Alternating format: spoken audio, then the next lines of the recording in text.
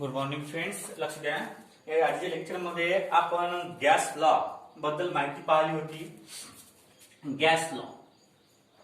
Gas laws. आता या gas laws मध्ये नंबर फर्स्ट पाहिला होता आपण Boyle's law.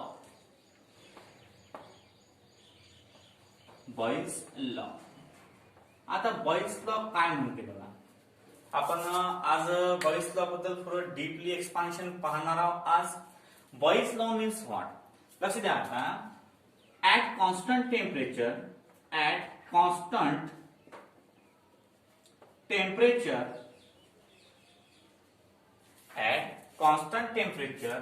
The pressure of a gas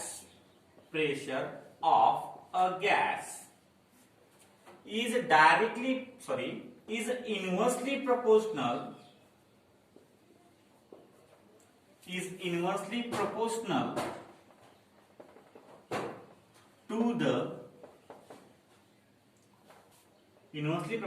to the volume of gas. म्हणजे बॉइल्स लॉचं म्हणणं आहे, जर आपण टेम्परेचर कॉन्स्टंट ठेवलं तर प्रेशर हे inversely proportional to the volume of the gas असते. प्रेशर हे inversely proportional to the volume of gas असते. लक्ष द्या. ज्या वेळेस आपण काय ठेवलं, ऍट कॉन्स्टंट टेम्परेचर आपण कॉन्स्टंट ठेवलं त्यावेळेस pressure of a gas is inversely proportional to the volume of the gas. Pressure of the gas is inversely proportional to the volume of the gas. आता बघा, let P be the pressure of gas. समजा P हे pressure आहे कोणाचं, गॅसचं, and V be the volume of the gas. V be the volume of gas. समजा P be the pressure and V be the volume of the gas. Therefore according to Boyle's law, P is inversely proportional to the volume. P is inversely proportional to the volume. Therefore, we remove that proportionality sign. आपण हे जे proportionality sign आहे हे remove जर केलं तर या ठिकाणी P equal to K1 upon V आणि where K is a constant of proportionality and therefore PV equal to constant. हा झाला बॉइल्स लॉ. हा काय म्हणते, Boyle's law. At constant temperature constant असताना the pressure of a gas. Temperature constant असताना the pressure of a gas is inversely proportional to the volume of the gas. लक्ष द्या. Temperature constant असताना म्हणजे एकाच टेम्परेचरवर जर 100 डिग्री सेल्सिअस आहे तर 100 डिग्री सेल्सिअस, जर 98 डिग्री सेल्सिअस आहे तर 98 डिग्री सेल्सिअस. म्हणजे टेम्परेचर कॉन्स्टंट असताना जे गॅसचं प्रेशर आहे हे इनव्हर्सली प्रपोर्शनल असते व्हॉल्यूमला. म्हणजे काय, समजा आता प्रेशर वाढलं गॅसचं ऍट कॉन्स्टंट टेम्परेचर, जर प्रेशर वाढलं तर व्हॉल्यूम कमी होतो आणि व्हॉल्यूम वाढला म्हणजे प्रेशर कमी होते. फॉर एक्झाम्पल, समजा आता आपण एक बॉटल घेतली आणि त्या बॉटलमध्ये पाणी भरलं. आता पाणी आपण अर्धच भरलं, मग काय आता व्हॉल्यूम जास्त आहे म्हणून प्रेशर काय आहे, कमी. म्हणून ते मॉलिक्यूल जे आहेत वॉटरचे ते आपण हलवू शकतो. परंतु एक बॉटल घेतली आणि ते फुल ऑफ वॉटर दाबू त्यात वॉटर भरलं आपण पूर्ण, तर काय होते, ते एक्सपांड होते म्हणजे प्रेशराइज होते. काय होते ते, प्रेशराइज. आता तुम्ही एखाद्या वेळेस थम्सअप वगैरे किंवा मग स्प्राईट वगैरे पिला असाल त्यावेळेस काय करतात ते त्या लिक्विड मध्ये गॅस एंटर करतात म्हणजे त्या लिक्विड मध्ये गॅस एंटर करून त्याला प्रेशराईज करतात. मग ज्यावेळेस तुम्ही ते ओपनरनं ओपन करता त्यावेळेस गॅस बाहेर निघते. म्हणजे काय होते की व्हॉल्यूम कमी होता म्हणून जास्त प्रेशर अप्लाय झालं. आता जिथं व्हॉल्यूम जास्त असेल तिथं प्रेशर राहणारच नाही. जिथं व्हॉल्यूम जास्त असेल तिथं प्रेशर राहणार नाही. म्हणजे एक जण वाढलं की दुसरा कमी होते आणि दुसरा वाढला की पहिला कमी होते. याला म्हणतात बॉयल्स लॉ. काय म्हणतात त्याला? Boyle's law. At constant temperature, the pressure of a gas is inversely proportional to the volume of the gas. Let P be the pressure of the gas. समजा P हे प्रेशर आहे गॅसचं and V be the volume of the gas. According to Boyle's law, P is inversely proportional to the V. That is, therefore, P equal to K1 upon V, and therefore PV equal to constant. Therefore PV equal to काय येणार? Constant येणार. आता समजा एखादा gas आहे, तो एखादा gas expand होऊन राहिला. इनिशियल कंडिशन आणि फायनल कंडिशन अशा दोन कंडिशन आहेत.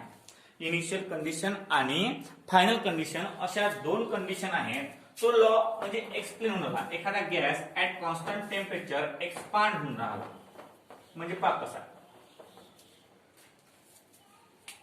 Late the initial pressure of a gas is P1 having volume V1 and the final pressure of a gas is P1 P2 having volume V2. Therefore, आता दोघांमध्ये आपण initial साठी सुद्धा Boyle's law apply करू आणि final साठी सुद्धा आपण बॉयल्स लॉ अप्लाय करू. मग फॉर इनिशियल कंडिशन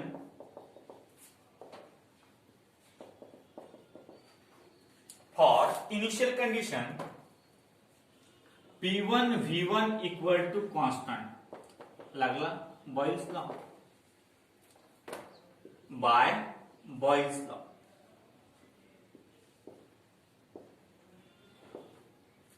आणि फॉर फायनल कंडिशन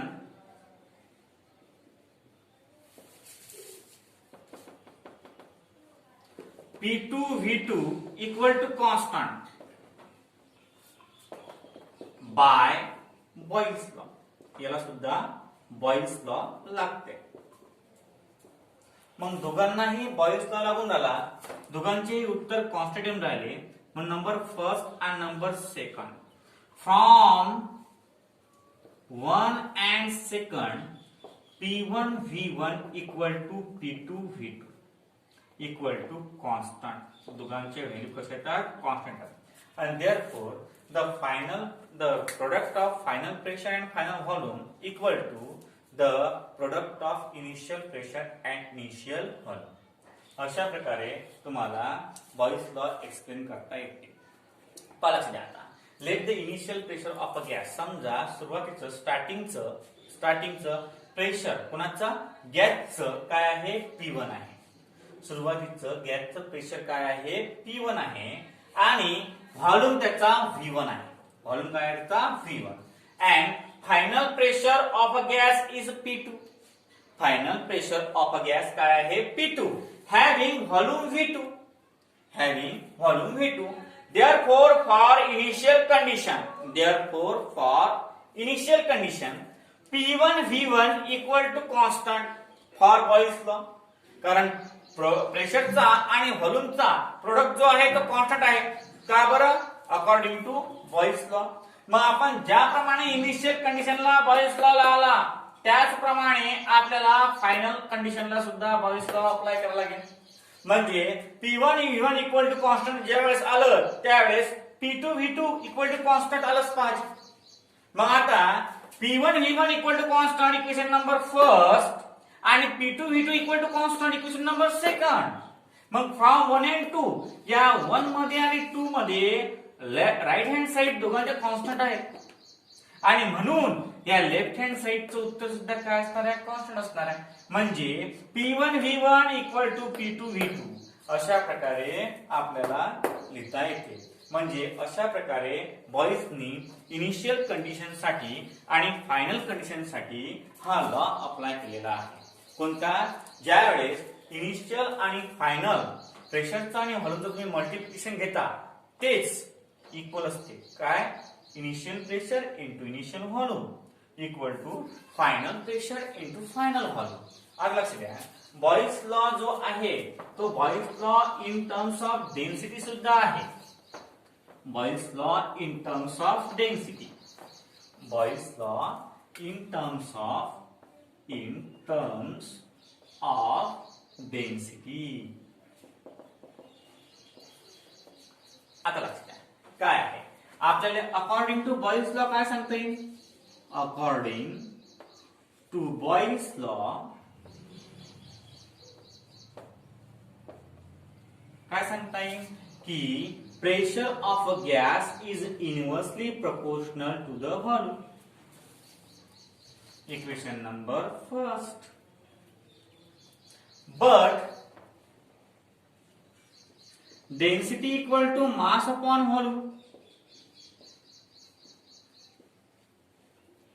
डेन्सिटी काय आहे? Mass upon volume. म्हणजे मास जर आपण कॉन्स्टंट घेतलं तर density is inversely proportional to the volume. Mass is constant. Mass is constant. समजा मास कॉन्स्टंट घेतलं तर डेन्सिटी ही inversely proportional to the volume असते. मग pressure is inversely proportional to the volume, नंतर density is inversely proportional to the volume. मग from 1 and 2 1 upon V सारखे आहेत. म्हणजे P आणि D कसे असले पाहिजेत? Directly proportional. म्हणजे P is directly proportional to the D. आणि अशा प्रकारे इन टर्म्स ऑफ डेन्सिटी सुद्धा आपल्याला बॉईज लॉ लिहिता येतो. म्हणजे असं पहा, लक्ष द्या आता. अकॉर्डिंग टू बॉईज लॉ पहिले काय होतं पहा. Boys law in terms of density पाहायचा आपल्याला तर आपण पहिल्यांदा बॉईज लॉ पाहिलेला आहे. What is mean by boys law? Boys law म्हणजे काय होते की at constant temperature pressure of a gas is inversely proportional to the volume. At constant temperature, pressure of a gas is inversely proportional to the volume. But density equal to mass upon volume. Density D equal to mass upon volume. Density D equal to mass upon volume. आता गॅसचं मास कधी change होते? ज्यावेळेस temperature change होईल. आता temperature constant आहे तर mass change होणार का? नाही. मग पहा आता डेन्सिटीचा फॉर्म्युला आहे मास अपॉन व्हॉल्यूम. मास घेतलं कॉन्स्टंट म्हणजे density is inversely proportional to the volume. At constant temperature pressure is inversely proportional to the volume. At constant mass density is inversely proportional to the volume. दोघंही म्हणजे मास आणि density आणि pressure दोन्हीही inversely proportional आहेत. कोणाला? व्हॉल्यूमला. आता हे दोन्हीही इनवर्सली प्रोपोर्शनल आहेत म्हणजे इकडला डायरेक्टली प्रोपोर्शनल असलाच पाहिजे. म्हणून from 1 and 2 P is directly proportional to the D and this is the Raoult's law, Boyle's law in terms of density.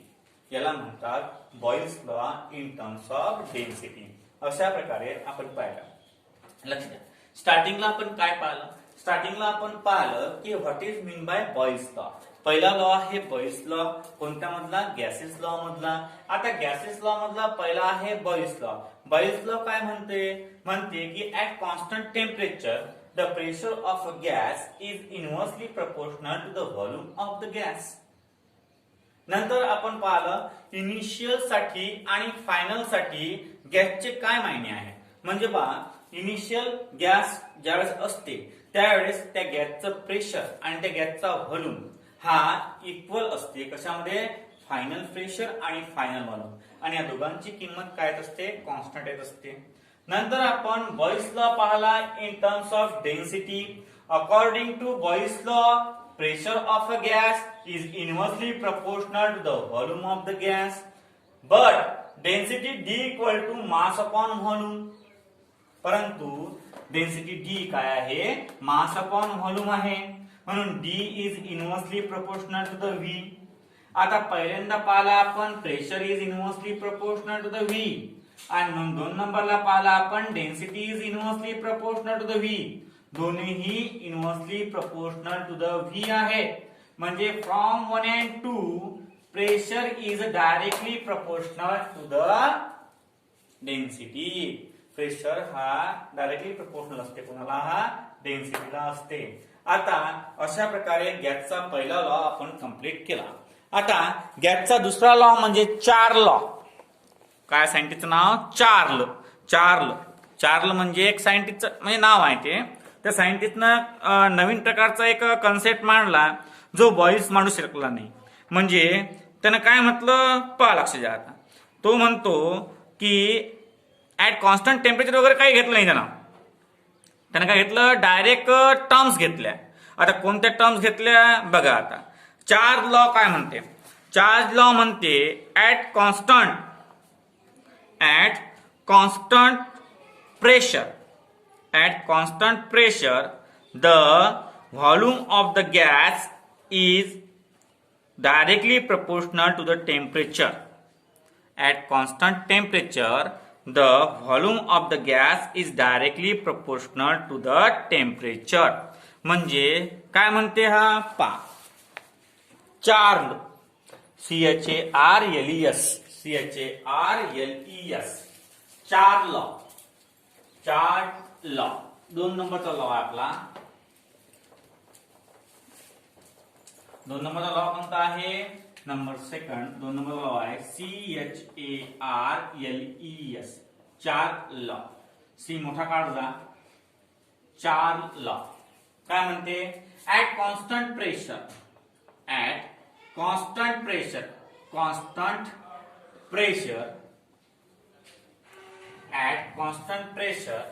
the volume of gas is directly proportional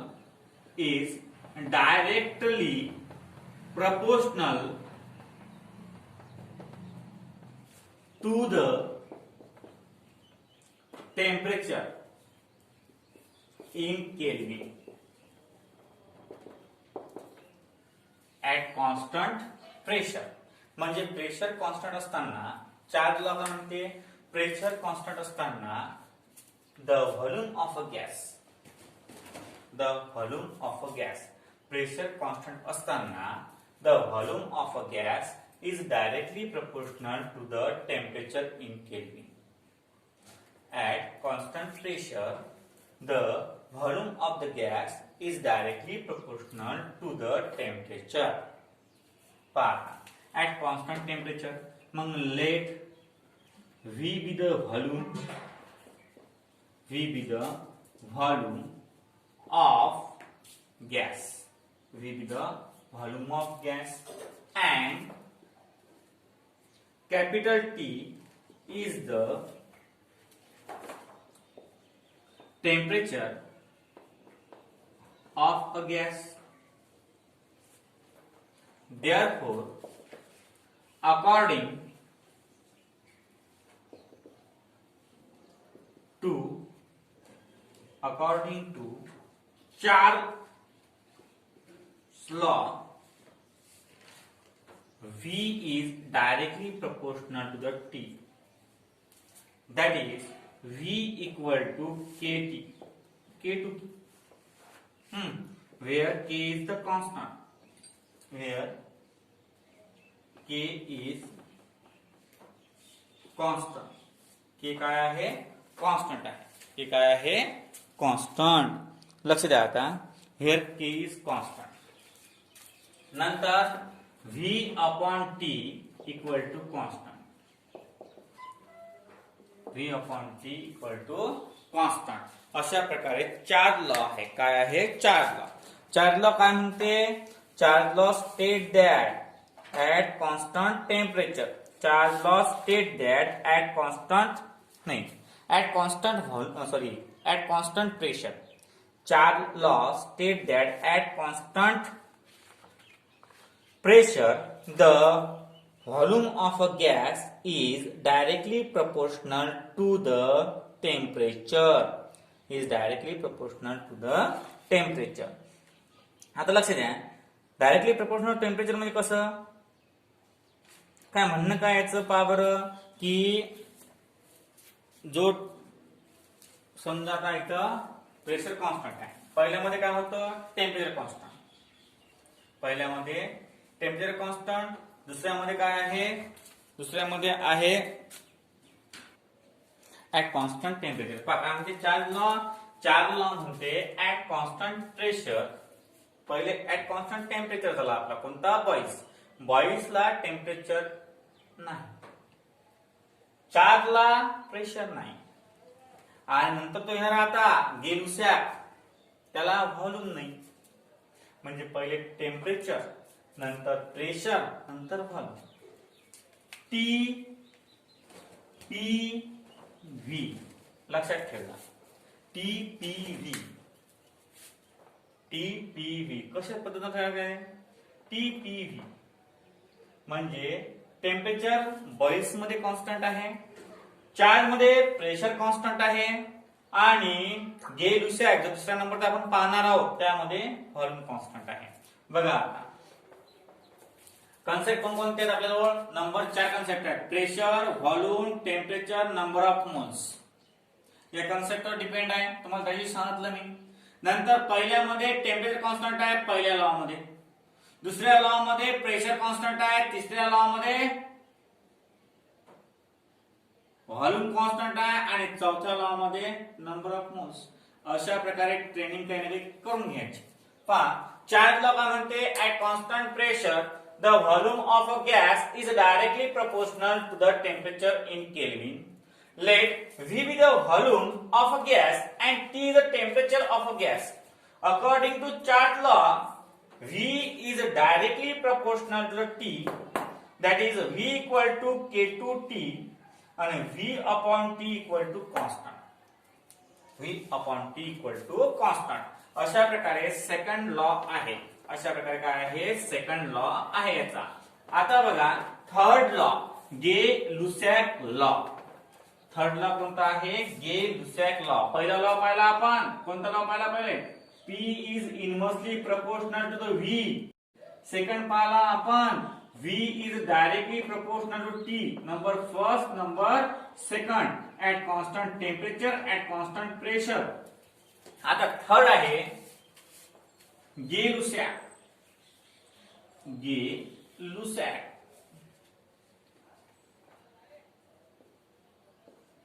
law. गे-लुसॅक law state that काय म्हणते? At constant volume the pressure of a fixed amount of gas is directly proportional to the absolute temperature. काय आहे? Gay Lussac law म्हणजे at constant volume constant असताना जे pressure आहे P हे directly proportional आहे ऍब्सोल्यूट टेम्परेचरला. गे-लुसॅक लॉ काय म्हणते? Gay Lussac law state that at constant volume the pressure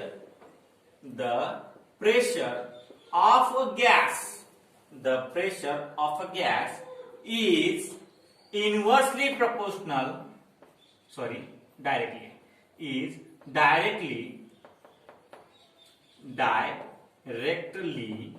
proportional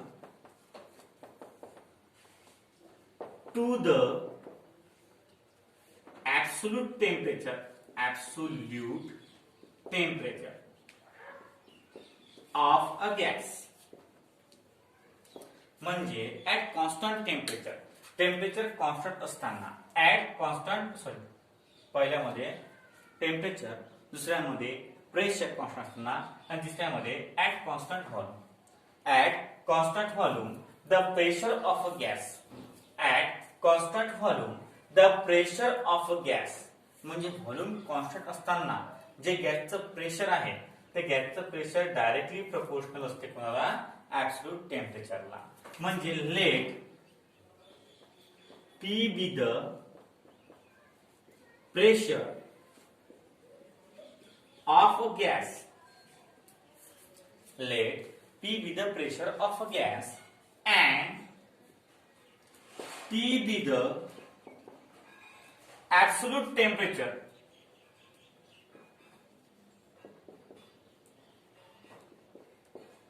of a gas. Therefore, according to Gay-Lussac law,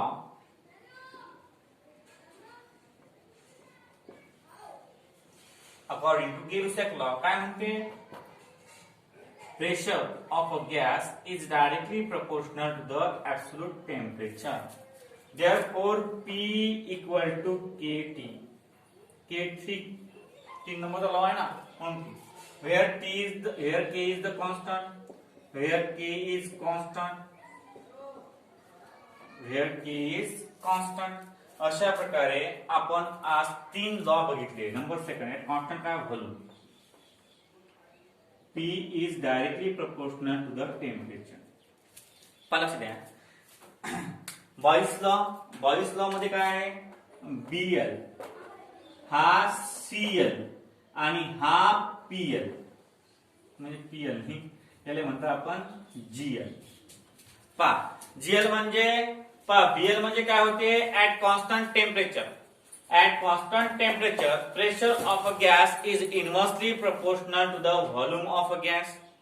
नंतर at constant pressure, the volume of a gas is directly proportional to the temperature of a gas.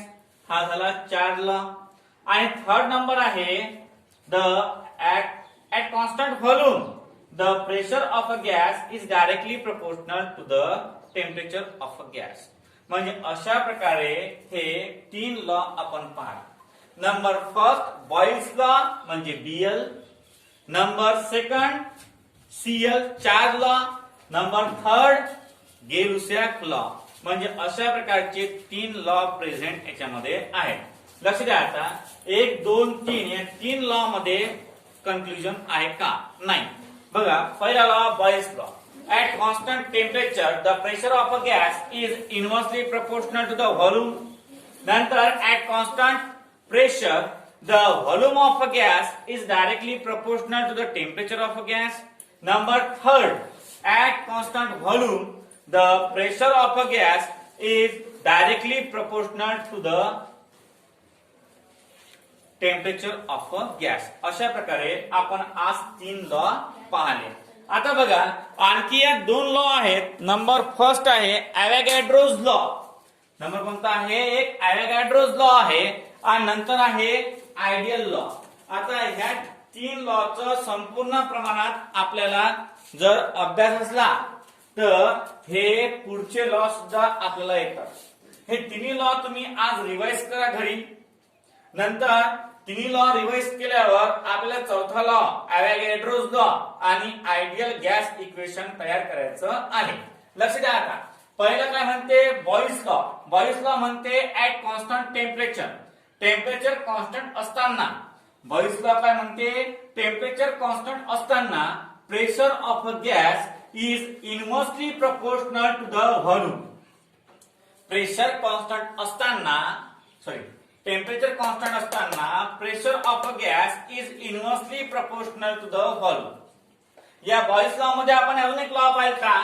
Density of a gas is directly proportional to the pressure. हा Boyle's law in terms of density. हा काय आहे? Boyle's law in terms of density. लक्ष द्या. पहिला law आहे Boyle's law. At constant temperature the pressure of a gas is inversely proportional to the volume. दोन नंबरले आहे चार law. The at constant pressure the volume of a gas is directly proportional to the temperature. नंतर third आहे at constant volume the pressure of a gas is directly proportional to the temperature of a gas. याला आहे Gay Lussac law, Charles law, Boyle's law. हे तुमच्या जवळ 3 law आहेत. 2 law आणि ideal equation म्हणजे एक लॉ आणि आयडियल इक्वेशन आपण उद्याला बघूया. आजसाठी एवढंच.